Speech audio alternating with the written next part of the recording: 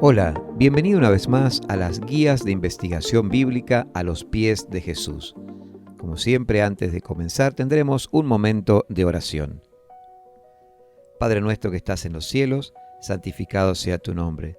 Te damos gracias, Señor, la oportunidad que tenemos un día más de estudiar tu palabra.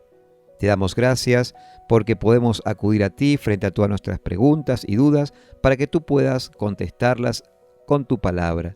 Señor, en el día de hoy traemos una interrogante, una pregunta, la cual queremos que tú nos puedas responder por medio de tu palabra y con la ayuda de tu Santo Espíritu. Te pedimos una gran bendición a todos los oyentes, en el nombre de Jesús. Amén. Tema 23. ¿Por qué existen tantas religiones? Esta pregunta se formula mucha gente al comprobar que las iglesias importantes que existen son centenas y los grupos disidentes son miles. Todos pretenden tener la verdad. La gran mayoría incluso se basa en la Biblia y cree en Jesús. ¿Son todas de Dios? ¿Reconoce el Señor a todas las iglesias como su pueblo escogido o tiene un pueblo en especial? Si es así, ¿cómo se lo puede identificar? En todas las religiones hay personas sinceras que aman a Dios, pero no por eso pertenecen a la verdadera iglesia. La palabra de Dios, y especialmente la profecía, nos revela algunas claves para identificar al remanente verdadero. Vamos a ver los símbolos para representar la iglesia. ¿Con qué se compara la iglesia del Señor tanto en el Antiguo como en el Nuevo Testamento? Isaías 5, 1 y 2 y el versículo 7 dice: Ahora cantaré por mi amado el cantar de mi amado a su viña. Tenía mi amado una viña en una ladera fértil. La había cercado y despedregado y plantado de vides escogidas. Había edificado en medio de ella una torre y hecho también en ella un lagar, y esperaba que diese uvas, y dio uvas silvestres. Ciertamente la viña de Jehová de los ejércitos es la casa de Israel, y los hombres de Judá planta deliciosa suya. Esperaba juicio, y he aquí vileza, justicia, y he aquí clamor. Y Mateo 21:33. Oíd otra parábola. Hubo un hombre, padre de familia, el cual plantó una viña, y la cercó de vallado. Cavó en ella un lagar, edificó una torre y la arrendó a unos labradores y se fue lejos. Veamos la vid. Cristo es la raíz y el tronco de esa cepa. Él siempre permanece. Nosotros somos los pámpanos. Si traemos frutos, permanecemos con Él, de otro modo seremos cortados. Y así sucedió con Israel. Acerca del cerco. El cerco, su misión es establecer un límite entre el terreno del Señor y el terreno ajeno.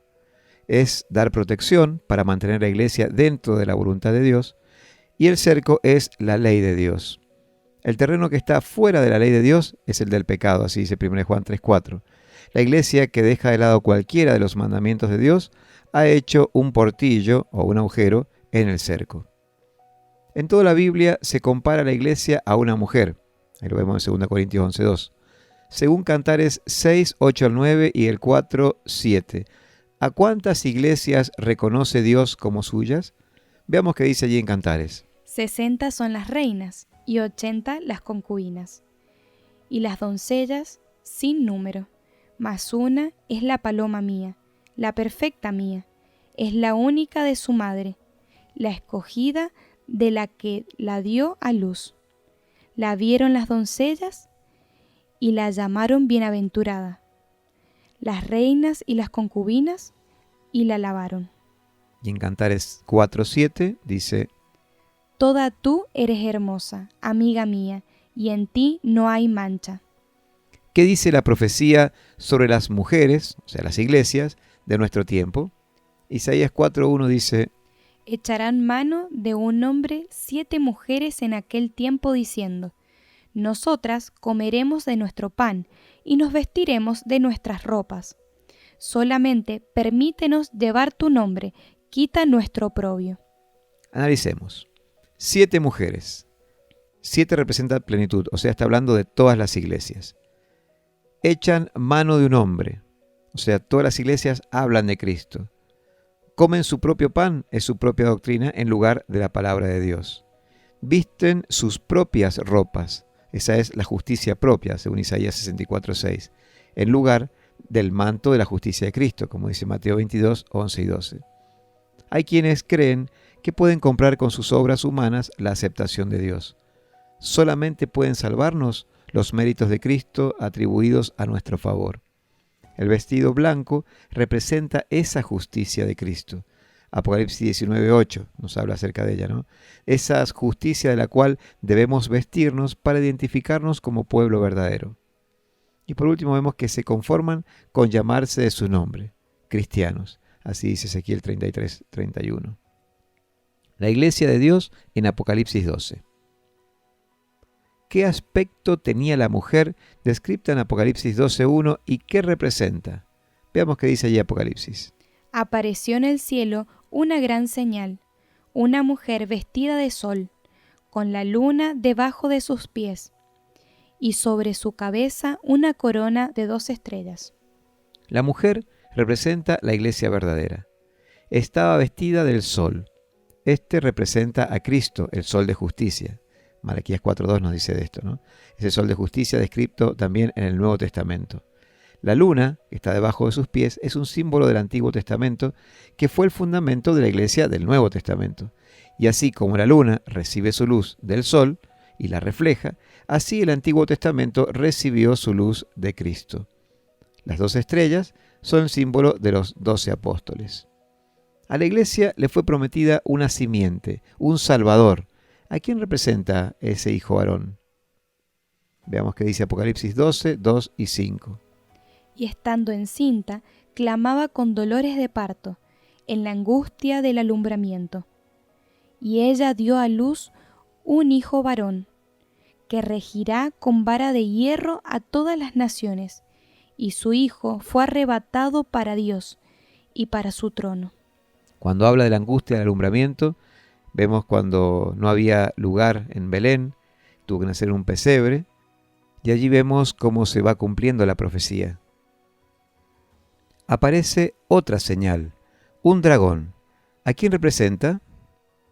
En Apocalipsis 12, 3 y 4 vemos lo siguiente. También apareció otra señal en el cielo. He aquí un gran dragón escarlata, que tenía 7 cabezas y 10 cuernos, y en sus cabezas 7 diademas, y su cola arrastraba la tercera parte de las estrellas del cielo, y las arrojó sobre la tierra, y el dragón se paró frente a la mujer que estaba para dar a luz, a fin de devorar a su hijo tan pronto como naciese. Y en Apocalipsis 12:9 dice: Y fue lanzado fuera el gran dragón, la serpiente antigua, que se llama Diablo y Satanás, el cual engaña al mundo entero. Fue arrojado a la tierra, y sus ángeles fueron arrojados con él. Ese era Satanás encarnado en el Imperio Romano. Cuando se paró frente a la mujer para devorar a su hijo, se refiere a la tremenda matanza que Satanás hizo a través de Herodes. ¿A dónde huyó la mujer, la iglesia, al ser perseguida? Apocalipsis 12:6 y 13 y 14 dice: Y la mujer huyó al desierto, donde tiene lugar preparado por Dios, para que allí la sustenten por 1260 días. Y cuando vio el dragón que había sido arrojado a la tierra, persiguió a la mujer que había dado a luz al hijo varón. Y se le dieron a la mujer las 2 alas de la gran águila, para que volase de delante de la serpiente al desierto, a su lugar, donde es sustentada por un tiempo y tiempos, y la mitad de un tiempo. Durante los oscuros días de la Edad Media, los fieles tuvieron que huir a causa de las persecuciones papales, permaneciendo en lugares secretos y solitarios. Las alas, que nombra allí, son utilizadas para escapar. representa la premura con la que la iglesia se vio obligada a buscar refugio. ¿Cuánto tiempo duraría esa supremacía perseguidora contra los fieles?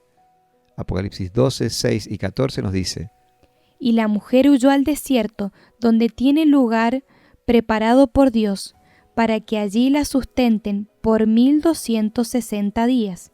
Y se le dieron a la mujer las 2 alas de la gran águila, para que volase de delante de la serpiente al desierto, a su lugar, donde es sustentada por un tiempo y tiempos y la mitad de un tiempo.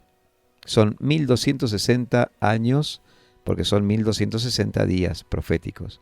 También menciona 3 y medio tiempos. Un tiempo es un año de 360 días, que multiplicado por 3,5, 3 años y medio, da 1260 días. De acuerdo a las claves proféticas, son años reales. Esto nos habla del período de la supremacía papal desde el año 538 después de Cristo al 1778, cuando el Papa fue tomado prisionero por los franceses. ¿De qué otra manera describe las persecuciones y de qué modo recibió ayuda la Iglesia? Apocalipsis 12, 15 y 16 dice: Y la serpiente arrojó de su boca tras la mujer agua como un río, para que fuese arrastrada por el río. Pero la tierra ayudó a la mujer, pues la tierra abrió su boca y tragó el río, que el dragón había echado de su boca. Así que vemos que la serpiente arrojó tras la mujer agua como un río, pero la tierra es la que ayudó a la mujer. Aguas son muchedumbres. Según Apocalipsis 17:15 nos dice eso. Y esas muchedumbres fueron lanzadas contra los fieles. La tierra ayudó a la mujer. ¿Qué significa? Vemos que durante la Reforma del siglo XVI, diversos gobiernos de Europa protegieron la vida de los perseguidos. También ayudó al descubrimiento de América, ya que muchos perseguidos por su fe en Europa encontraron refugio allí.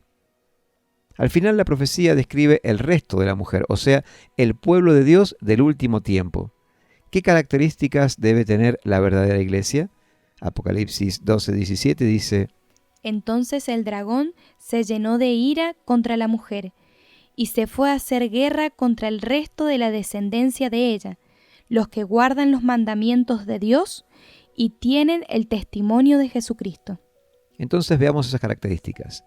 Es una iglesia perseguida, porque dice el dragón fue a hacer guerra contra ellos, ¿no? Contra ese resto, que son un resto, son pocos, como podemos ver en Sofonías 3:12.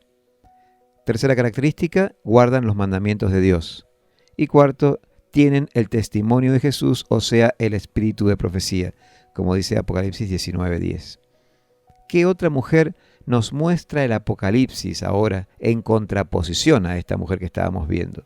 Apocalipsis 17, 1 al 3 dice: Vino entonces uno de los 7 ángeles que tenían las 7 copas, y habló conmigo diciéndome: Ven acá, y te mostraré la sentencia contra la gran ramera, la que está sentada sobre muchas aguas, con la cual han fornicado los reyes de la tierra, y los moradores de la tierra se han embriagado con el vino de su fornicación. Y me llevó en el espíritu al desierto, y vi a una mujer sentada sobre una bestia escarlata, llena de nombres de blasfemia, que tenía 7 cabezas y 10 cuernos. Y del 4 al 6 dice: Y la mujer estaba vestida de púrpura y escarlata, y adornada de oro, de piedras preciosas y de perlas, y tenía en la mano un cáliz de oro lleno de abominaciones, y de la inmundicia de su fornicación, y en su frente un nombre escrito, un misterio: Babilonia la Grande, la madre de las rameras y de las abominaciones de la tierra. Vi a la mujer ebria de la sangre de los santos y de la sangre de los mártires de Jesús, y cuando la vi quedé asombrado con gran asombro. Esta mujer es llamada Babilonia la Grande. Su dominio universal, pues sobre muchas aguas está asentada, vemos que es el lugar de su sede con sus 7 colinas, la ciudad de Roma, como 7 cabezas tenía el versículo 9. El color de la púrpura y sus riquezas de oro, ahora versículo 4, las falsas doctrinas que predica, la copa con abominaciones, y su historia perseguidora, en el versículo 6, nos sugieren la identidad de esa iglesia madre. Babilonia es un sistema religioso. Si existe una madre, existen hijas. ¿Cuáles son aquellas que imitan a la iglesia romana en alguna cosa? Por ejemplo, la observancia del domingo, la doctrina de la inmortalidad del alma, la participación en la guerra, etc., ¿no? Es aterrador recordar aquellos días sombríos de la historia. Los disidentes de la religión oficial eran buscados, torturados y muertos por el oficio de la Santa Inquisición. Existían casas llenas de instrumentos de tortura. En el centro de la ciudad de Lima, en Perú, hay un museo de la Inquisición, que es el mismo edificio utilizado en los días de la colonización. Si encontraban a alguien leyendo la Biblia, prohibida entonces, o practicando otra fe, era llevado, juzgado y torturado. Si renunciaba a su modo de pensar, podía librarse a veces, pero si no, era muerto, mayormente quemado en la hoguera. De este modo murieron más de 50 millones de personas. Y aquí lo que escribió un clérigo católico, Monseñor de Segur. La observancia del domingo de los protestantes es un homenaje que rinden, a pesar de ellos mismos, a la autoridad de la Iglesia Católica Romana. Eso está escrito en Conversaciones Francas sobre el Protestantismo en nuestros días, edición en inglés, página 213. Una iglesia pura. ¿Cómo es la doctrina de la iglesia cuya cabeza es Jesucristo? Efesios 5, 23 y 26, 27 dice: Porque el marido es cabeza de la mujer, así como Cristo es cabeza de la iglesia, la cual es su cuerpo, y Él es su Salvador, para santificarla, habiéndola purificado en el lavamiento del agua por la palabra, a fin de presentársela a sí mismo, una iglesia gloriosa, que no tuviese mancha ni arruga, ni cosa semejante, sino que fuese santa y sin mancha. La verdadera iglesia no tiene mancha ni arruga en su doctrina. Eso no quiere decir que sus miembros son perfectos y que no tengan fallas, o que la iglesia no tenga que mejorar, sino que se guía en todo por la palabra de Dios, enseñando, como dice Judas 3, la fe que ha sido dada una vez a los santos, o sea, el cristianismo primitivo que enseñó Jesús. ¿Qué debe ser la iglesia de Dios? 1 Timoteo 3:15 dice: Para que si tardo, sepas cómo debes conducirte en la casa de Dios, que es la iglesia del Dios viviente, columna y baluarte de la verdad. La iglesia de Cristo es la columna o el sostén de la verdad. Pero, ¿qué es verdad? Hay tres cosas que vemos en la Biblia que dicen que son verdad. En Juan 14:6 dice que Cristo es la verdad. Juan 17:17 dice que su palabra es la verdad. Y en Salmo 119:142 dice que su ley es la verdad. El verdadero remanente de Dios sostiene en alto estas tres cosas. Cree en Jesucristo como Dios, Creador y Salvador, en toda su palabra como inspirada y en todos los mandamientos de su santa ley. La verdad es poder, pero ese poder es interpretado por el Evangelio. Pablo lo llama poder de Dios para salvación de todo aquel que cree, ahí en Romanos 1:16. Es el Evangelio el que sublima la obra de Cristo y magnifica su santa ley. Y es el mismo Evangelio que revela la justicia de Dios por fe y para fe, como dice Romanos 1:17, destacando su efecto en la vida de la iglesia, la cual es llamada a ser columna y baluarte de la verdad. El que se une a la iglesia pasa a ser miembro del cuerpo de Cristo y también a participar de las bendiciones de la verdad. En conclusión, ¿qué llamado dirige Dios a las personas sinceras que se encuentran en Babilonia, o sea, el sistema religioso equivocado? Apocalipsis 18:4 dice: Y oí otra voz del cielo, que decía: Salid de ella, pueblo mío, para que no seáis partícipes de sus pecados, ni recibáis parte de sus plagas. Dios tiene almas sinceras en todas las iglesias y aún en Babilonia. En Juan 10:16 se nos habla de otras ovejas que no son de este redil, otros rediles, o sea, otras iglesias. Aquellas también debo traer, y oirán mi voz, y habrá un rebaño y un pastor. Jesús nos invita a entrar en el arca, o sea, ser parte de su cuerpo, que es su iglesia. Al verdadero pueblo de Dios lo conocemos porque guarda los mandamientos. Seamos fieles a Jesús. Esa es la prueba de nuestro amor. Estemos en esa viña que no tiene brecha en su cerco y permanezcamos unidos a la vid verdadera, que es Jesucristo, para traer mucho fruto. ¿Se da cuenta que ahora no es tan difícil identificar al verdadero pueblo de Dios? De acuerdo a lo estudiado hasta aquí, ¿considera usted que la iglesia que representamos lleva esas características de Apocalipsis 12:17 o le queda alguna duda? Jesucristo es la cabeza de la iglesia y desea bendecir a los que están unidos a ella. Por eso en el día de hoy podemos decirle al Señor: gracias, Señor, por mostrarme tu pueblo en la tierra. Y lo vamos a hacer a través de una oración. Querido Padre Celestial, te damos gracias por el estudio de hoy día. Gracias porque tu palabra muestra con total claridad la identificación de tu pueblo a través de todos los tiempos y también las características de tu pueblo en este último tiempo. Gracias, Señor, te damos porque podemos tener la posibilidad de unirnos a este pueblo, obedecerte y así de esa manera demostrarte nuestro amor. Gracias, Señor, por tu inmenso sacrificio realizado al entregar a tu Hijo Jesucristo en la cruz del Calvario. Te pedimos que ese sacrificio no sea en vano en nuestras vidas, sino que aprovechemos totalmente ese maravilloso don. Te lo pido y agradezco todo esto en el nombre de Jesús. Amén. El próximo tema es el número 666 y Estados Unidos en la profecía. Muchos han hecho conjeturas sobre el número 666. La revelación del Apocalipsis es inequívoca. ¿De quién se trata? Lo veremos en el próximo tema. No se lo pierda. Dios le bendiga. Si aún tuviera preguntas, escríbanos con confianza a info@labibliatienerazon.org y la página web labibliatienerazon.org. Encuéntrenos también en nuestra página de Facebook, La Biblia Tiene Razón, o en nuestro canal de YouTube, La Biblia Tiene Razón. Agradecemos en esta oportunidad la voz femenina de Dana Ojeda y yo, Rodolfo Murúa, les deseo las más ricas bendiciones del cielo.